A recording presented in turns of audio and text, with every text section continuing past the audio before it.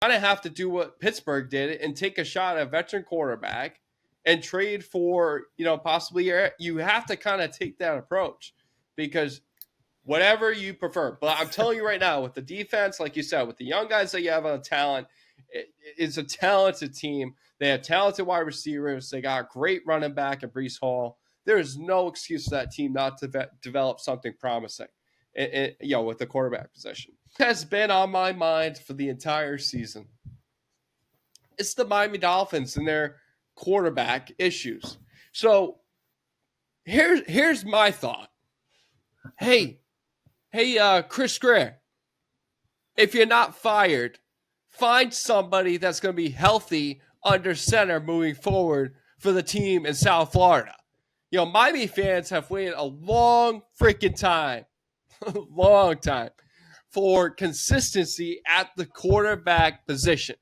There was a slither of hope when Tua Tagovailoa took center last year, and even the year before, you could say, even after he got hurt. That year, last year, was the makeup of what he can become. This is the stupid part. He cost himself again twice recently. The Buffalo Bills, we all know the concussion that he had, and it was a meaningless fourth down in like the third quarter. It was early on in the third quarter after halftime. The team was driving, and he said, "You know what? I'm going to take off and run, and I'm not going to slide. Not going to slide, okay?" Moving on to Houston game. This was recently. There's reports that his hip is having issues on issues on issues. And guess what hip that is? That's the hip that he injured in college. And why did he get hurt? Because, again, he did not slide for the first down. He tried to work as hard as he can to get that first down, again, in a meaningless situation. A meaningless situation. We talk about this time and time again with Tua Tagovailoa. If he's healthy, he can throw a great ball. If he believes in the system with Mike McDaniel, he can play in that system. The issue is always going to be is his health. And we've seen it in college at Alabama, his hip, his ankle. We've heard it all. We've heard it all with that guy. His shoulder, we heard it all. Miami, focus on the guy that is on the field right now. That's Tyler Huntley. Work with Tyler Huntley in that offensive scheme, because you saw it. He was probably one of the most accurate quarterbacks, at least for the week by week, that we've seen in a long time. I think at 225 passing yards, and I think he had only like 2 incompletions. So if there's any belief in the quarterback position, you keep Tyler Huntley on the center. You have Tua Tagovailoa ride that contract because you can't cut him until 2026 because you signed him to that stupid-ass contract this past offseason. And then, moving forward, you draft a quarterback early in this draft or next because there's no longer waiting. This team has a ton of pieces, a ton of talent, and it's just mind-blowing because we can relate, right? We can relate in a lot of different areas on this. Good offensive line, a really good defense. They don't allow points to be scored on the board as much this year.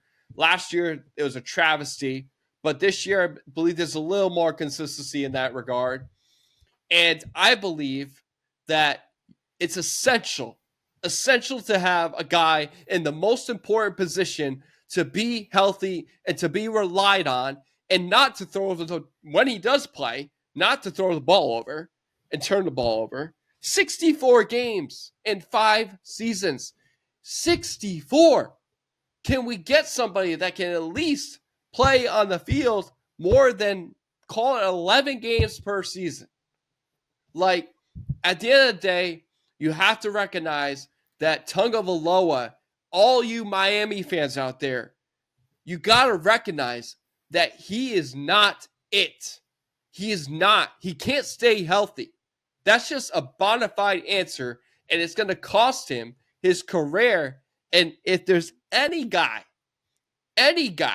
that finds a way to like have a career ending issue on the field like Steve Young is Tua Tagovailoa.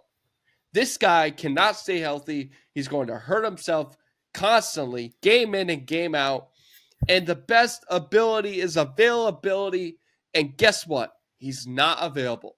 So if he's not, you got to find a way to replace him. And that's why I would ride Tyler Huntley out, see what you got, see what he can do in the playoffs if you make it. And then if he does find a way to make things happen, he was a former Pro Bowler. He had playoff experience. He's had his due. He had his time. He wants to play. He's from Florida.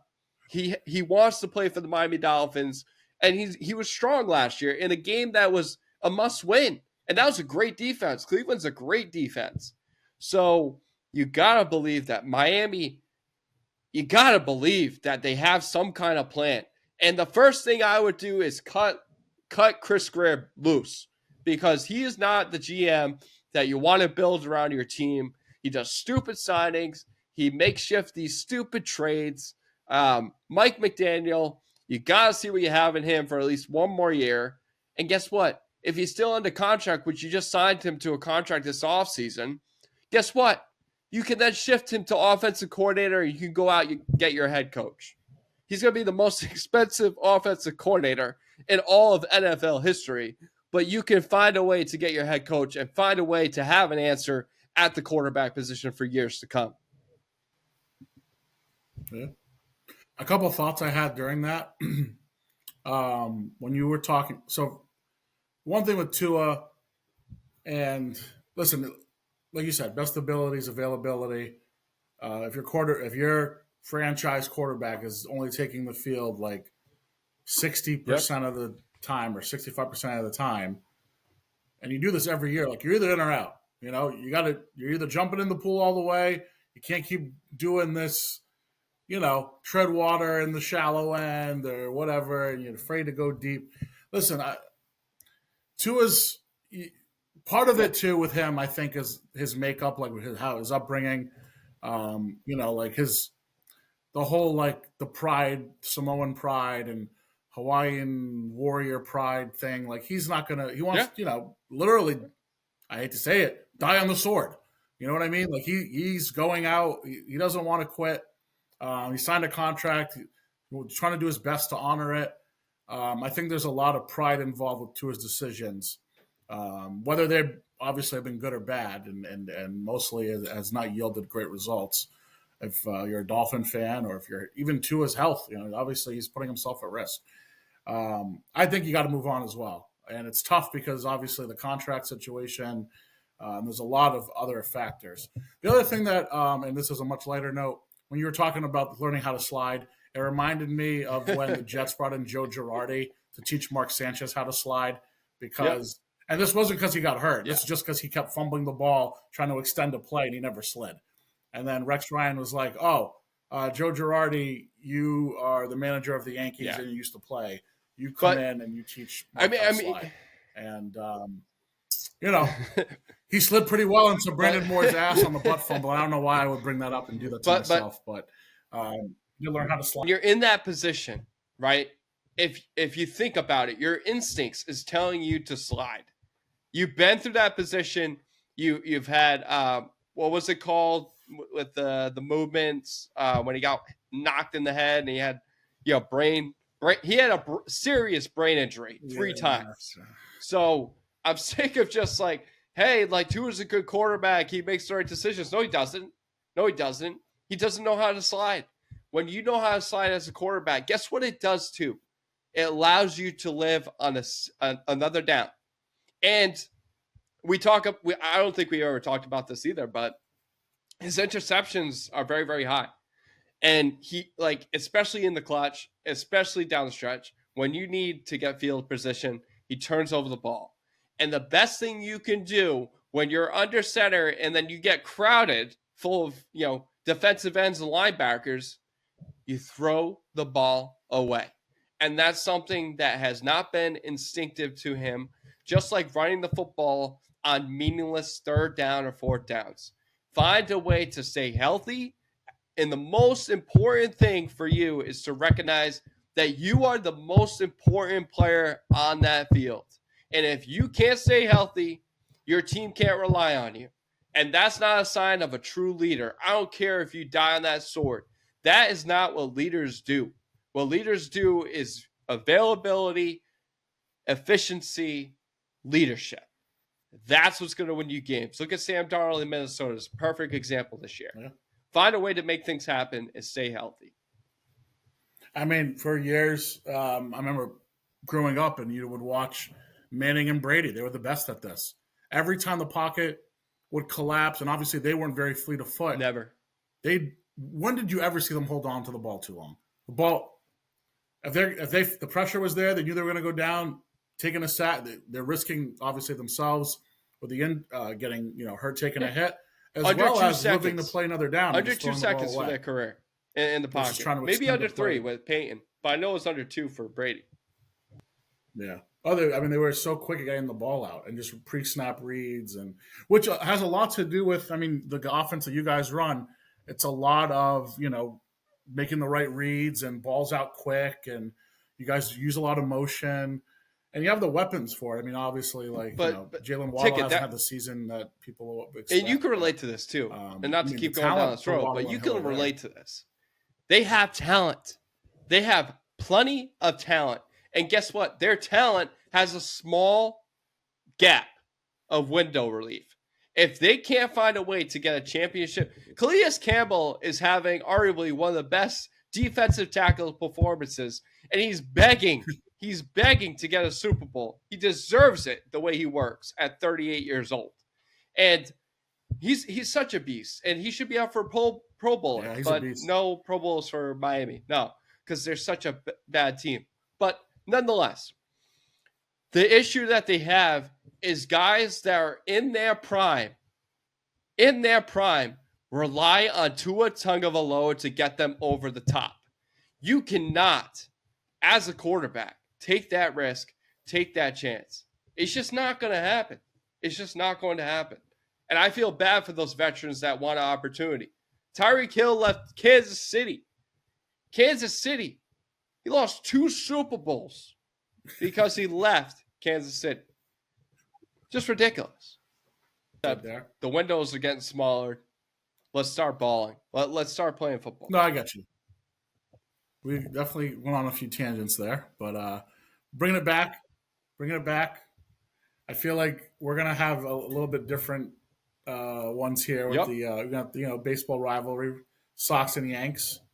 But for the Yankees, New Year's resolution is go back in time and bring back Juan Soto. This isn't Back to the Future.